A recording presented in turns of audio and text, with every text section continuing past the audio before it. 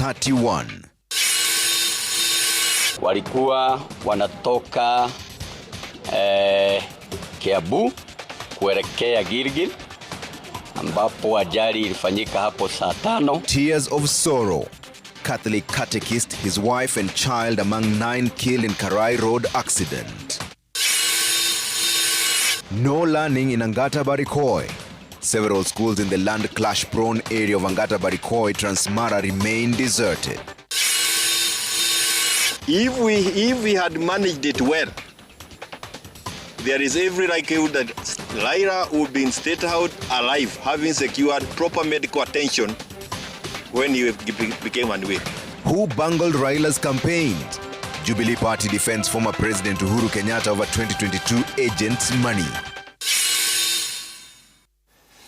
Thanks for tuning in. My name is Trevor Mbija and our sign language interpreter tonight is Njoki Shege. I'm afraid I have some sad news here. The death toll from road crashes across the country for the first 6 days of 2026 has risen to at least 31. This after 8 more people lost their lives today in 2 separate accidents in Kericho and Baringo counties. In Kericho, 6 people died at Tunnel Mandera along the Londiani-Muhoroni road after a bus rammed a trailer from behind. As Citizen TV's Miriam Nyambura now reports, passengers said that the driver of the bus was speeding when the accident occurred. 6 days into 2026, and road accidents continue to claim lives, leaving families devastated and others nursing injuries in various hospitals in the country. On Tuesday, 6 people died in Kericho County, while 25 survivors who were injured continue to receive treatment at the Kericho County Referral Hospital. The survivors were among 64 passengers aboard a bus belonging to Uwezo Company that rammed a trailer at Tunnel Mandera along the Londiani-Muhoroni road. One of the bus drivers, Samuel Magambo, who survived the ordeal, recounts the last moments before the crash. Mimi ndo nilikuwa kuendesha from Nairobi mpaka Naivasha. Tukapigiwa simu, huyo dereva mwingine ajichukue aendeshe juu, anaenda kuchukua gari lingine na Kisumu, from Kisumu niendelee na safari. Nikarudi kulala nyuma. Basi kwa najua Kenya happen, mimi nimeshtukia tu gari imejaa moshi ndani. Hata huyo dereva ni kama alikuwa amesinzia kidogo ndio akaingia kwa trailer nyuma. We managed to take 33 patients to 14 sub-county hospitals where patients were stabilized. Then after that, the ones who really needed specialized care were taken to the county referral hospital. The passengers who were en route to Port Victoria, Busia County from Nairobi have blamed the bus driver, alleging that he was speeding. Alikuwa anaenda kwa mwendo wa mbio, alikuwa na concentrate kwa simu, anachiu. Watu walikuwa na complain ndani ya gari, vile alikuwa anapita kwa bumps, but alikuwa anasema tu sorry, lakini kitu yenye alikuwa na ignore. Ile kitu ningeomba ni kwamba madereva wafuate sheria za barabarani, kwa sababu kuna alama za barabara ambayo inaonyesha ni area ambayo iko na mteremko na iko na kona kali. And in Block 4 along the Nakuru-Eldoret Highway, a boda rider and a pillion passenger died after being hit by a trailer headed towards Nakuru. Their bodies are preserved at the Eldama Ravine Hospital mortuary. In Kimende, Kiambu County, 45 students narrowly escaped death after the bus they were traveling in lost control and overturned. 10 of them are receiving treatment at Kijabe Hospital. They are nursing various injuries. Ninaonekana huyu dereva ni kutoka kwa akili. Maybe hata si kupenda kwake to cause this accident, but because of the tiredness in the cause this accident. So mimi kwa SACCOS, NTSA, wote long distance car they should have to drive us. Miriam Nyambura, Citizen TV. Well, families of the 9 victims of Monday's Naivasha road accident gathered at Naivasha Hospital mortuary to identify their loved ones. The bereaved, including the family of a Catholic catechist, James Njoroge, who died with his wife and 2 children, are calling on the government to investigate the crash and address the rising cases of road accidents. Emily Chebet has more. Raw emotions filled Naivasha Sub-County Hospital mortuary as grieving families of the 9 victims of the Karai road crash gathered to identify the bodies of their loved ones. The Monday tragedy claimed the lives of a Catholic Church catechist, John Njoroge, his wife Teresia Wanjiru, and their children, 6-year-old Michael Kabari and 1-year-old Mark Kabui, following a collision between a Green Line bus and a 14-seater matatu. Walikuwa wanatoka Kiambu kuelekea Gilgil, ambapo ajali ilifanyika hapo saa 5. Dada yangu ni mwalimu na mume wake ni catechist katika kanisa la Katoliki kule Ridgeways, na dada yangu anafundisha kule Gilgil, na walikuwa wanatoka huko. Sasa wakapatana na ajali, akaniambia ataenda akibarikiwa ataja apanue hiyo nyumba yake kiasi, alafu tutegezea mama zizi mzuri. So I don't know, he was the last word for me, but kwenye najua hako familia yake ako salama. James Njoroge has been the catechist of Our Lady of the Rosary Parish, Ridgeways. Their daughter, Claire Wairimu, who was also involved in the accident, is admitted at Nairobi Women Hospital, Naivasha. Faith Auma, who lost her 3-year-old son in the crash, accused the bus driver of careless driving, saying passengers tried in vain to warn him before the fatal accident. Right from the word go tukianza kuenda, he was driving recklessly. So people are trying to shout, kumwambia ache at least a drive pole pole, but we reach safe. But he was ignorant. People shouting, but ana act hasikii anything. Chenye nalia tu mjukuu wangu mimi nimempoteza. Nilikuwa nampenda sana, hata akiondoka nikimwaga asubuhi. Itakosa mjukuu wangu, lakini naomba serikali ile sheria tu ya barabarani msimu huu wajaribu kuweka mkazo. Grieving families are urging the Ministry of Transport to conduct thorough investigations into the rising road crashes and take swift action to prevent further tragedies. Swali yangu tu iende kwa Ministry of Roads. Kwa nini hapa Naivasha tu peke yake Naivasha? Watu wamekufa hapa Naivasha. Sitani kama yeye mwenyewe amekuja kwa police station akaangalia makari zenye zimefanya ajali. Kupunguza ajali si kuweka NTSA kwa barabara ama trafiki kwa barabara. Ministry of Transport nitakana afuatilie zile magari zinakimbia kwa barabara kulingana na vile ziko, especially usiku. Magari mbovu zinakimbia usiku mingi sana, hizi buses zote. Emily Chebet, Citizen TV. Our deepest condolences to all those who've lost their loved ones on the road crashes. We'll get back to the roads in just a bit, especially the Karai Naivasha stretch. But for now, let's talk about back to school. And several schools in Barikoi in Narok County remain deserted over security fears despite the countrywide reopening of learning institutions for the first term. This is despite assurances by security agencies that no internally displaced persons are currently sheltering in school compounds. A spot check by Citizen TV revealed a dire humanitarian crisis in the insecurity-prone area that remains under curfew, with Kuppet officials in Narok directing teachers to remain at home until their security is guaranteed. Crispin Otieno was in Transmara and filed the following report. Tuesday morning, we set out to visit schools that had previously been turned into temporary shelters for displaced families. After a journey of about 1.5 hours, we arrived at Siteti Primary School. We were ushered into a scene of sheer despair. For the second day running, not a single teacher or learner has been seen in this school. Classrooms that should be filled with pupils and hosting lessons have been transformed into makeshift homes for families fleeing violence. Scattered across the classroom floors are remains of leftover food, dirty utensils, and torn blankets, a painful reminder that survival, not education, is now the priority here. Janet Rono, a mother of 6, is one of the women living inside this classroom. Some of her children are ill. Others have gone without food for days. Most of the children here are suffering from cold-related illnesses. Tunaishi shule mpaka lini?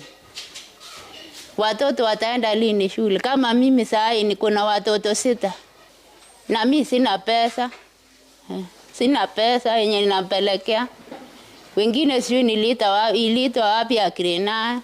Tukisema nini tuko kwa shule hata manyumba mahali tunaenda hatuna mahali tunaenda kusema tuna nini twende tuishi hakuna. Hakuna kazi lolote, taabu mingi sana. After spending nights on bare floors in the biting cold, there is little hope that learning will resume in this school anytime soon. Sasa watoto yetu anateseka kweli kweli. Tunaomba serikali wetu Arap Ruto atusaidie. Tulimpigia kura lakini sai atusaidie. Ordinarily, this is supposed to be a grade 5 classroom which has literally been turned into a refugee camp. However, with the current humanitarian crisis being witnessed across Angata Barikoi, families living in this room have vowed never to go back to where they came from because of their security concerns. Beyond this school, dozens of other displaced families have also sought refuge inside the PAG church in Siteti. Hasa tunalia, unatuona wana watoto vile wamekaa huko, pale nyuma wengine ni wagonjwa atijaletewa madawa. Hasa wasasi, nyinyi wote sisi wasasi, semeni mbona serikali ametuumiza namna hii na tuko ndani ya Kenya. Si tu ni kuongojea, tunakaa kama ndege ile anaongojea mamake amletee chakula akiendelea kukula akiwa kiotani. Sasa hatujui mbele wala nyuma, maana serikali wanaongea wakisema muende makwenu. Ukweli makwetu iko ni ile ilichomeka. About 5 kilometers towards Lolgorian, another school stands completely deserted. The last time learners were seen in this learning institution was in November 2025. At Sankale Primary School, only a handful of learners have reported for the new term, while Olaiton Primary School is yet to receive a single pupil since reopening. Power. As the crisis deepens, Kupet officials in Narok County have directed all teachers in Angata Barikoi to stay away from the schools until their safety is guaranteed. Walimu wetu wote, hakuna mtu hata mmoja ambaye tutaruhusu kama chama kwenda pale kufanya kazi ama kulazimishwa kufanya kazi hadi usalama iweze kuimarishwa. For now, a security operation is still ongoing alongside a dusk to dawn curfew from 6 p.m. to 6 a.m. Crispino, TNO Citizen TV, Transmara. Staying with education matters now, the government through the Ministry of Education has disbursed 5.64 billion shillings to publishers out of the 11.4 billion shillings owed to them. The Kenya Institute of Curriculum Development, that is KICD, and the Kenya Publishers Association, KPA, in a joint statement, noted that the association had received the funds from the Ministry of Education to be used for the settlement of outstanding payments owed to publishers, as well as to facilitate the printing of grade 10 textbooks.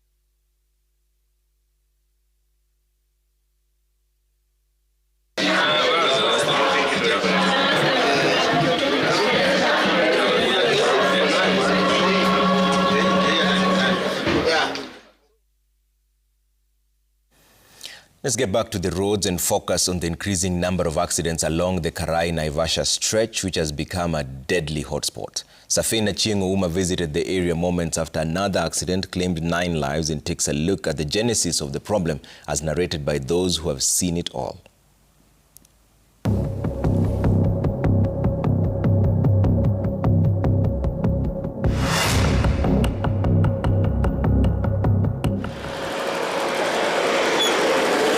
For decades, traveling from Nairobi to Nakuru has proven to be a treacherous journey, a journey through the highway of death, as some will describe it, due to the number of fatal accidents along this route. One of the deadly black spots is at Karai area.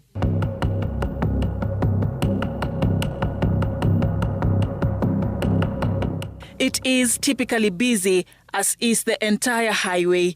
Vehicles moving in either direction, some overlapping and overtaking dangerously in broad daylight, hours after a grisly road accident that claimed 9 lives.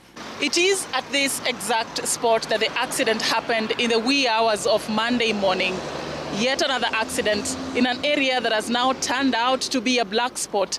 Residents here are claiming that their plea has fallen on deaf ears. Kuna wakati ambao nilikuwa nimechukua data ya watu ambao wamekufia kwa hii barabara kutoka pale chini njia kuingia Kinangop mpaka pale flyover. Na niwaambie ilikuwa 206. By that time watu ambao walikuwa wamekufa walikuwa 182. Au walikuwa pedestrian peke yake. Kwa hivyo saizi ambao nimesimama hapa na niseme mbele ya huu umati wote, ukiingia upande wangu wa kulia utapata kaburi ya mtu amegongwa na gari. Ukienda mkono ule mwingine kuna mtu ambaye amegongwa na gari. The accident happened just a few meters from Eagle petrol station along the Nairobi-Nakuru highway, where another accident claimed the life of former Lugari Member of Parliament Cyrus Jirongo a few weeks ago. In 2016, more than 40 people perished in a horrific accident a few kilometers from Karai after a tanker carrying highly flammable chemical lost control and rammed a number of cars and exploded on impact, burning nearby cars. Ni aibu sana watoto kuona maiti. Huyo mtoto anaweza kuwa na shida zake za maisha baadaye kwa sababu ameona maiti. Na maiti zimekuwa hapa na pale. As you get past Kinungi Market, which is about 17 kilometers from Naivasha town, motorists would have to drive downhill for a few kilometers to get to Karai. According to the residents, this is where it all happens. Flouting traffic rules has become common. The design of the road too has become a trap for many accidents. Hii barabara kutoka kule juu zinakuja zikiwa lane 3. So madereva wengi wanateremuka kwa ile speed walikuwa kule juu akifikiria ni barabara 3. All of a sudden anapofika pale line pale juu anakuta kuna line zimeisha 3 ni 2, alafu anakuta kuna bridge. Before apate hiyo bridge anapata kuna bump. So kama gari ilikuwa imekimbia pengine imepoteza breki, inakuja kama imepiga hiyo bump inaangusha gari kwa daraja. The other thing ukiangalia hii barabara Kenya ilishindwa kuunda shoulders, iweke shoulders ili hata mtu akiona gari anaweza shuka. So hapa kutoka kwa barabara ya rami uanguke chini nikaona kwamba unatoka Jerusalem ukienda Ahera. A trauma clinic run by the St. John's ambulance situated just next to both accident scenes is a sign that the area is indeed a marked black spot. At the Naivasha police headquarters, this is the wreckage of the Green Line bus that was involved in the accident. The matatu is also written off. But what strikes us is the number of vehicles involved in several accidents along this route that are packed. Hospitals too are overwhelmed by the influx of patients from regular accidents. Kitu ningeweza kuomba maybe ni tuongezee watu, sababu wakati kama huo tuko na hizo numbers, kazi inakuwa nyingi sana kwetu. We have lost very many lives there and the government knows. We have a big hospital that was built by Kenyan CSR project. It has no equipment.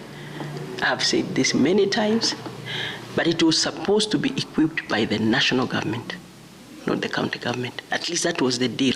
The residents have challenged the Kenya Roads and Highways Authority to come up with a new design to stop the senseless deaths on the road. Wafanye hivyo walifanya Salga, waweke hiyo buffers za kuzuia magari ya upande huu na magari ya upande ule hawezi pitana. Namba 2, wahakikishe zile bump pale zimeondolewa lakini waweke rabos kuanzia pale kwa juu ya mlima Kinongi waje wakiweka rabos ya kurudisha speed. A plea they hope will be granted before another accident, another injury or death. According to the National Transport and Safety Authority, there are over 5 black spots along the Nairobi-Nakuru highway, 1 at Laikipia University, Free Area, State House and Barnabas. Further down along the Nakuru-Eldoret highway, drivers are urged to be extra cautious along Sachangwan, Salga, Jolly Farm, GSU and Kibunja areas. Other black spots are at Escarpment and Msikiti areas along the Mai Mahiu Nairobi Road. Safin Acheng Oma, Citizen TV.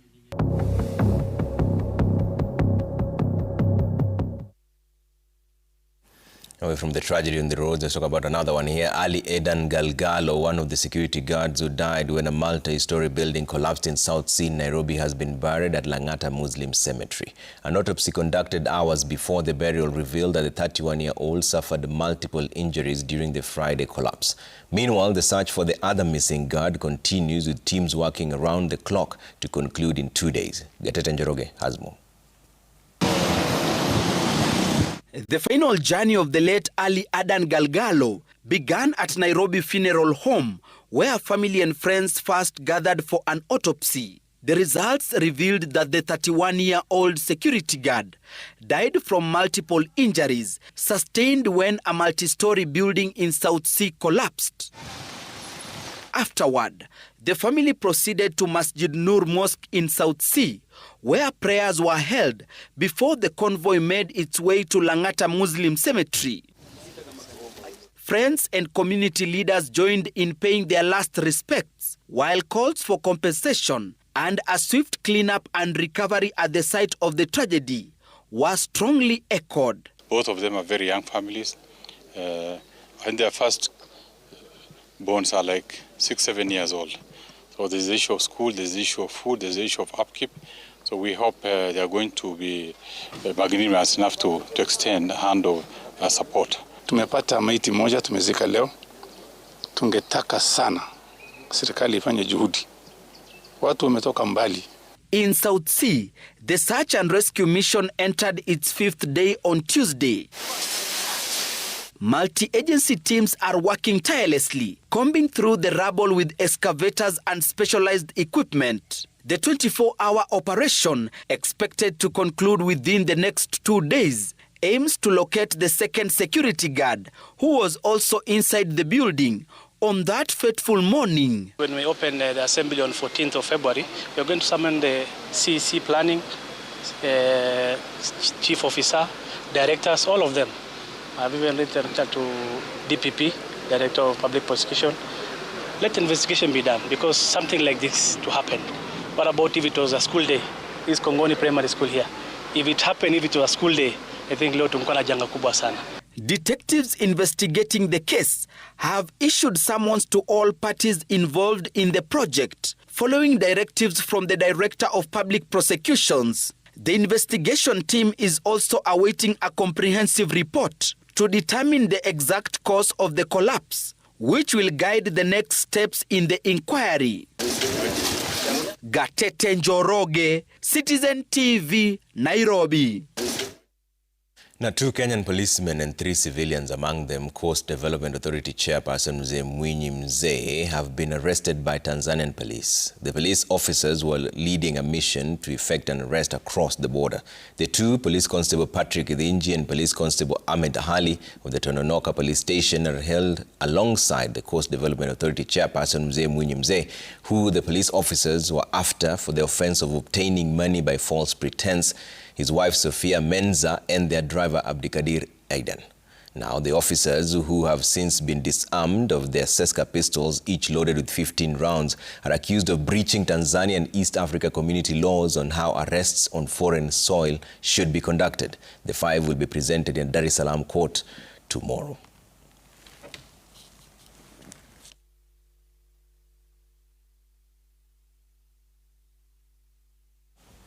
So about politics, 9 Jubilee Party leaders have defended the former President Uhuru Kenyatta of allegations that he did not fund the Azimio la Umoja One Kenya Alliance agents in the 2022 presidential election. Instead, they're pointing fingers at the Suna East MP Junet Mohamed, who was the Azimio Secretary General then.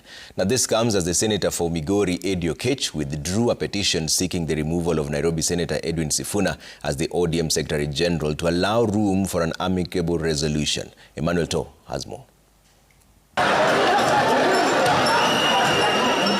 The blame game on who was responsible for non-payment of agents for the Azimio presidential candidate, the late Raila Odinga, in the 2022 general election took another twist Tuesday as the Jubilee Party came out guns blazing in defense of their party leader Uhuru Kenyatta. The team led by Jubilee Deputy Party Leader Dr. Fred Matiang'i and Secretary General Jeremiah Kioni telling off the Minority Leader in the National Assembly, Junet Mohammed. This administration promised us that they will form a commission of inquiry on state capture. Yes. We have been waiting for that commission of inquiry, and that is what they need to do, so that we all go to KICC there and under oath, in the full glare of cameras and the country, we each say what we know and what happened. Some of that truth may be very devastating to some people. One of the individuals who is in charge of managing those affairs is the SG. And you know who the SG of Azimio is and was and is even today. If we had managed it well, there is every likelihood that Lyra would be in state house alive, having secured proper medical attention. The leaders firing a warning shot against those dragging Kenyatta's name in the mud. Stop attacks on our party leader and stop dragging our party leader into irrelevancies. However, as this call came, more accusations and counter-accusations continued, with the Azimio chief agent in the 2022 presidential election, Saitabao Ole Kanchori, also coming up with new allegations which have been strongly refuted. The agent's money was released. Now, for me to know who ate, I have to know how they ate it, and I don't know. But I know it was released. And it was released to the people in charge. Those people were Makau Mutua, Joe Musheru, and Junet Mohammed.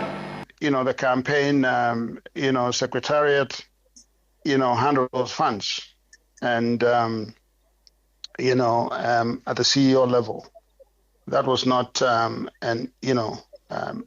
my job or Junet's job to handle. Saitabao can go deal with these things. He's looking for relevance, but he's been trying this for a long time. So dragging people that have nothing to do with anything into this is a waste of time. Just pure lies, shauri yake. This comes as Migori Senator Eddie Okech withdrew his petition to have Edwin Sifuna kicked out as the Secretary General, saying he has done so to allow room for amicable solution through alternative dispute resolution mechanisms. The Senate Minority Leader Stewart Madzayo also coming to the defense of Sifuna. Unchecked public exchanges, mudslinging, and verbal slur are harming ODM's image, weakening cohesion and creating space for violence and intolerance. Emmanuel To, Citizen TV, Nairobi. All right, on that note, we're taking another quick break here on The Explainer. We're back with much more in just a short while. Gatoto Primary School land grab.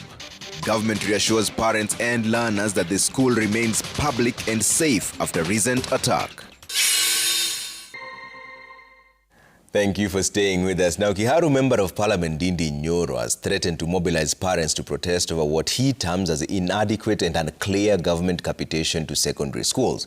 Nyoro says that the government has failed to clearly explain how much each learner is entitled to receive, warning that parents may now be forced to cover the shortfall. He has raised concern over the 26 billion shillings recently disbursed to day secondary schools, saying that there is no clear breakdown of how the funds will be spent, questioning whether the money will be used to settle what he claims is a 22.5 billion shillings owed from last year's unpaid capitation.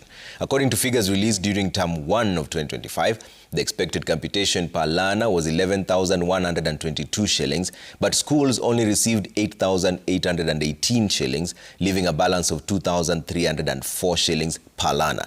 In term 2, learners were expected to receive 6,673 shillings, but only 3,471 shillings was disbursed, resulting in a shortfall of 3,202 shillings. For term 3 of 2025, the expected capitation was 4,449 shillings, but each learner received 3,095 shillings, leaving a balance of 1,354 shillings. Nyoro says that if this is repeated in 2026, principals will be forced to ask parents to cover the deficit.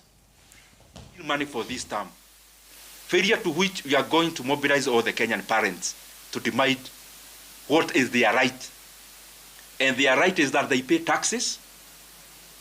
Free basic education has been there in Kenya.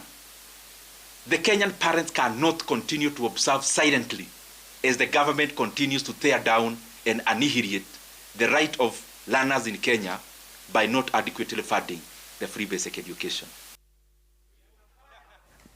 The Independent Policing Oversight Authority, that is IPOA, says that Dennis Iringa Swale, the 14-year-old who was shot in Utange, Swale, Nguru, Mombasa County on New Year's Day, died from bullet injuries.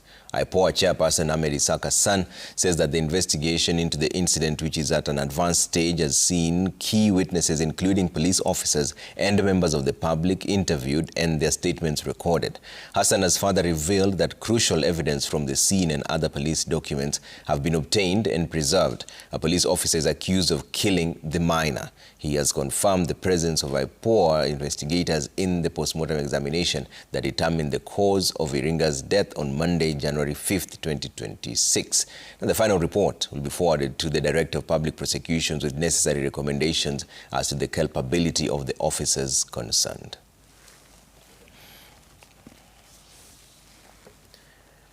Government officials have assured parents and students of Gatoto Primary School in Mukuru kwa Ruben that the institution remains a public school. A meeting held today drew local administrators and local communities in a few days after attacks on the school by goons, during which the head teacher and his colleagues were assaulted. As Ode Francis reports, parents of over 1,000 pupils in the institution arrived to get reaffirmation of the safety of their children and teachers. A violent power struggle is threatening the future of more than 1,000 children in Nairobi's Mukuru kwa Ruben informal settlement. On January 2nd, a routine staff meeting was disrupted by a group of men who forcibly stormed the school compound. Teachers saying they were physically removed from the staff room, leaving them shaken and fearful of returning to work. This school is a community school, not a government school. It is the subject of a long-running dispute over who controls the land on which the school stands and who has the authority to manage the institution. According to them, they are claiming they started this school. Then Gatoto integrated legislation in 2006. School began in 1994. They are claiming they started this school 31 years ago. The person who is claiming he started this school 30 years ago is 35, 36 years old now. Being the owner of that school. So tunajiuliza huyu mtu 6 years ameanza shule alikuwa mwerevu sana. While the school currently operates under the Ministry of Education, rival groups have laid claims to its ownership, insisting it remains a community-based institution and a private NGO. Local leaders are calling for urgent intervention. Parents, meanwhile, convening to find a solution for their children. From records and from government offices, the school belongs to the public. Already the Ministry of Education has deployed 29 teachers to the school, and the school has been running smoothly. But private CBO has obtained court orders that we restore back the school to the CBO.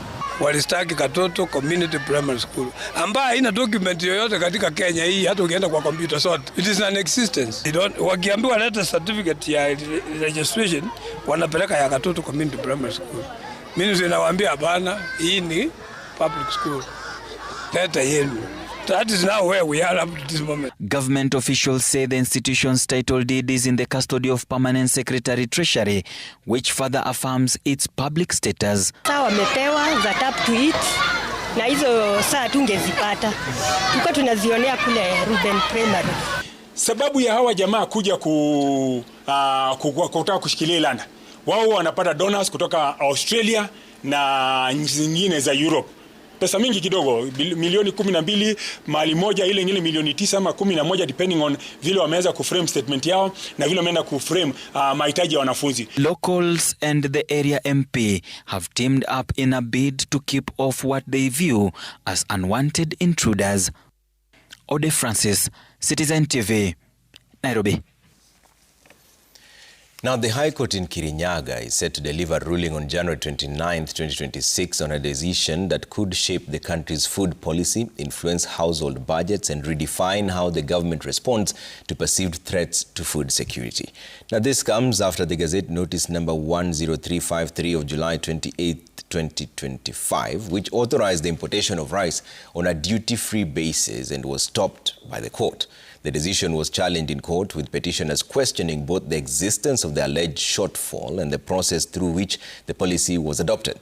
According to the lawyer Andrew Muge, who appeared for the petitioners, the justification for duty-free import is not supported by realities on the ground. He maintains that if Kenya was facing a genuine rice shortage, its effects would have already been evident in markets throughout empty shelves, panic buying, or a sharp price spike, or even street protest, none of which has materialized to warrant flooding the market with imports. Lawyers who appeared on behalf of the government, including former LSK Chair Eric Deuri, however, say that the Gazette Notice is a lawful and prudent exercise of executive authority, arguing that the state has a constitutional obligation to safeguard food security and protect consumers from potential shocks, even when those shocks have not yet been fully materialized or felt, noting that waiting until shortages trigger public unrest or severe price spikes is not prudent.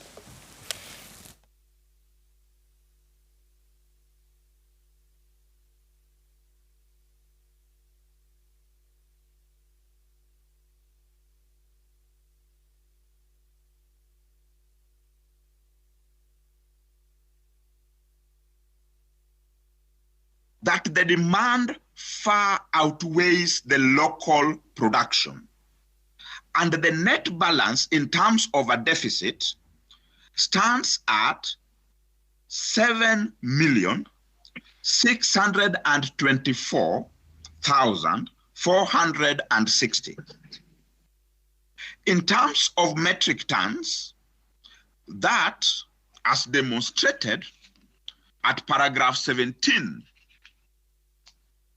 of our submissions, translates to approximately 381,000 metric tons. So if it will be a ruling, we usually read the rulings and judgments at 2:30. So we will set then the directions and the ruling in the matter at 2:30 on 29th, if it's agreeable for everyone. What we shall do is, if we are not able to give full directions on the hearing of the petition on 29, I can give you a day or two to consider the ruling. Then we will deal. Yeah? That's fine. Thank you very much. So you have agreed. We come back on 29th of January at 2:30. Could I confirm? Yes, 2:30. Coming up, one health approach adopted to tackle rising antimicrobial resistance in... Have you ever had a flu that would not go away despite taking various medication, or you are hospitalized over what you thought was a simple infection? Well, you might have rubbed shoulders with antimicrobial resistance, an increasingly common trend that is placing strain on public health systems, not just in Kenya, but across the globe. In hospital wards across the country, thousands of patients are receiving treatment every day. But the standard process of testing, diagnosis, and medication is increasingly hitting a roadblock at the final stage. Medics are raising the alarm over a surge in antimicrobial resistance, a situation where patients fail to respond to commonly prescribed drugs. The condition, once largely linked to misuse of medication, is now emerging as a major challenge within healthcare facilities. If your child is coughing, you'll run for amoxicillin, even without any prescription. And this amoxicillin, you'll find mama giving mtoto this amoxicillin for even 2 days, while it's supposed to be 5 days.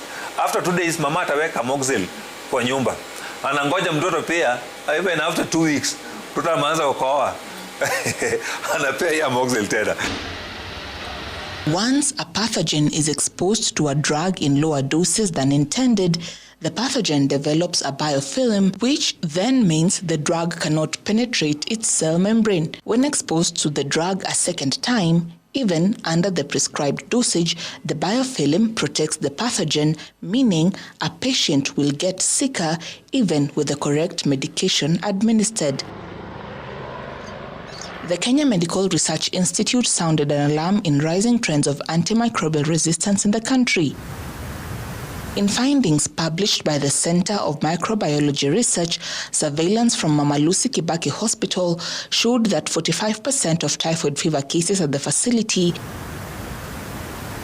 were linked to a drug-resistant strain, while in 2022, 99% of samples tested during a cholera outbreak The growth will occur along the showed that the disease was caused by a multi-drug-resistant strain of Vibrio cholera. It's now expensive to manage a patient with multi-drug resistant.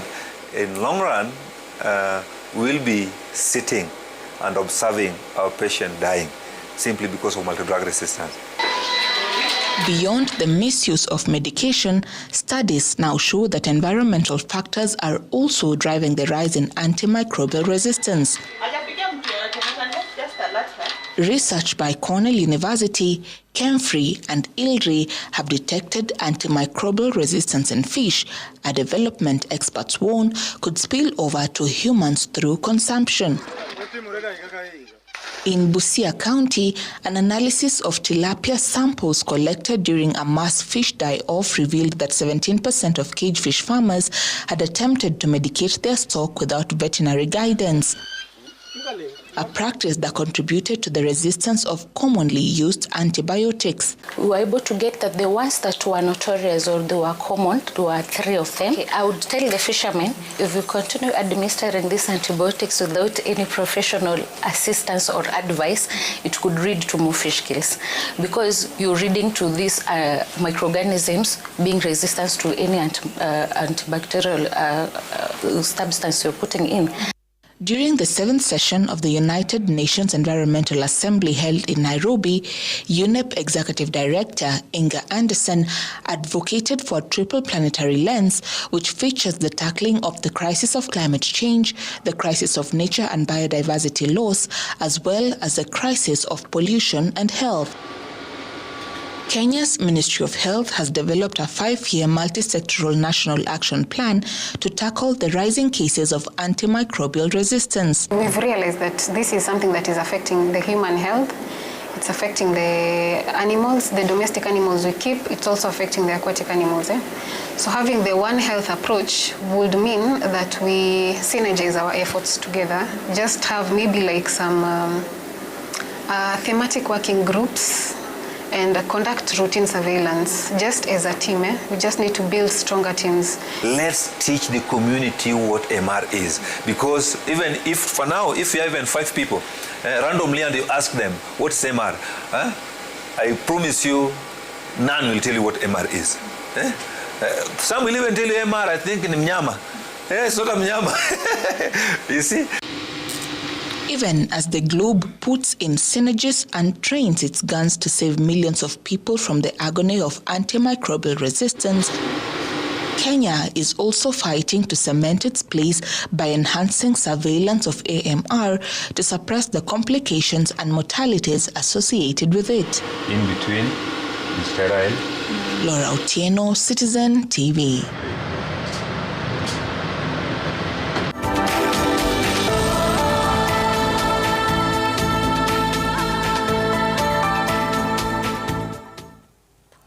So John Kamau, a businessman from Thika, has won 4.5 million shillings on the popular gaming platform Shabiki.com after striking big on Jet X. Now, the 34-year-old says his journey began on Saturday with a 1,000 shilling stake. With the consistent play, he grew his winnings to the eventual big win. Speaking at the Shabiki studios, Kamau described the win as life-changing, saying it will help him settle pressing January responsibilities. He plans to clear school fees, buy a car to ease family movement, and tithe. Kamau urged gamers to play responsibly on the Shabiki.com platform.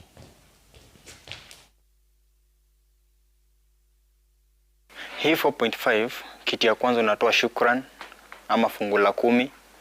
Aya, kitu ya pili, kama kuna mahali inafaa kujenga, nitoke kwa kurenti niende nijenge. Alafu sasa na kama maybe naweza kuwa na kagari ka kujipeleka job, niko sawa sasa. So nashukuru shabiki pia Royal Media Services for coming up with such a thing, na pia niambia mabeshte wajaribu, lakini wakuwe na umakinifu because betting is addictive. Januari yakuwa na misheveve sijui na managu atimborenda ni kanyama na kama siwa mara. Okay, let's take another break on The Explainer. We'll be back with more in just a short while.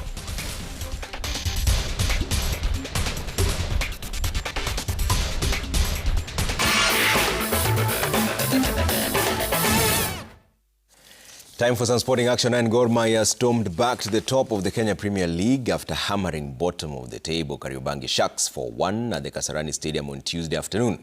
Kogalo were on target as early as the 20th minute with a wonderful goal from Ben Stanley Omondi. At the stroke of half-time, Ebeneza Adukwa doubled the lead to give Gor Mahia a 2-0 lead at the break. Humphrey Aroko pulled one back for Sharks in the 57th minute as they fought to get back into the game. 10 minutes before the end of the match, Samuel Kapen restored Gor's 2-goal advantage in the 83rd minute before Felix Oluoch scored his 5th of the season to give Kogalo a 4-1 win. Gor lead the table with 26 points, 2 points ahead of Kakamega Homeboys.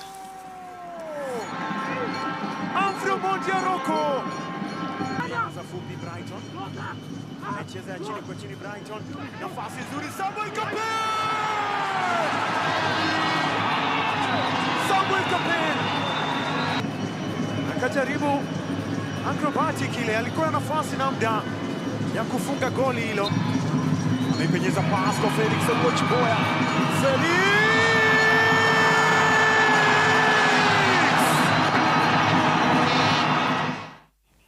Nairobi United FC held its final training session today ahead of Wednesday's first ever top-flight meeting of the Kenya Premier League fixture against AFC Leopards at Nyayo Stadium. The Nai boys enter the brimming with confidence, now carrying an unbeaten streak from their last 3 outings. The momentum is further bolstered by a dominant 3-1 victory over Shabana FC at the Gusii Stadium last Sunday. In contrast, the visitors AFC Leopards, who led the standings at the turn of the year, are looking to bounce back after a 1-0 home defeat to Kakamega Homeboys last weekend. Ingwe could reclaim the top spot with a win over Nai boys.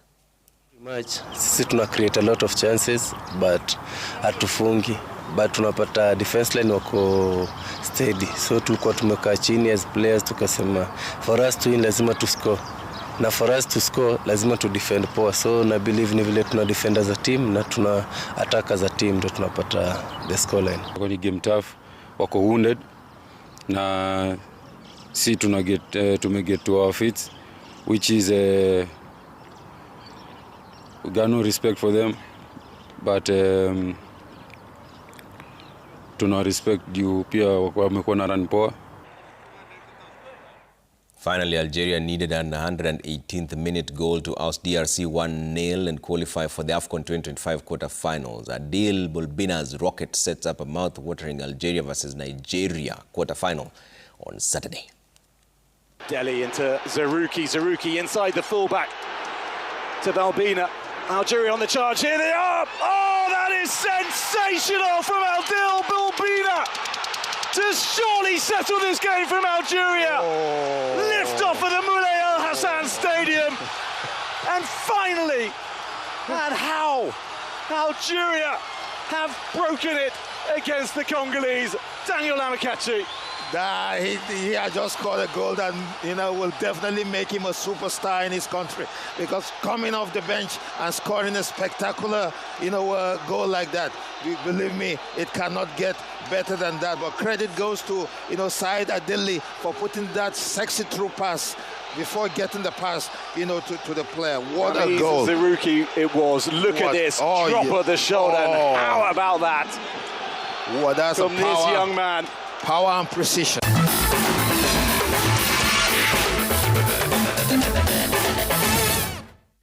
All right, that does it for The Explain. On behalf of everyone who made this possible, say good night and God bless.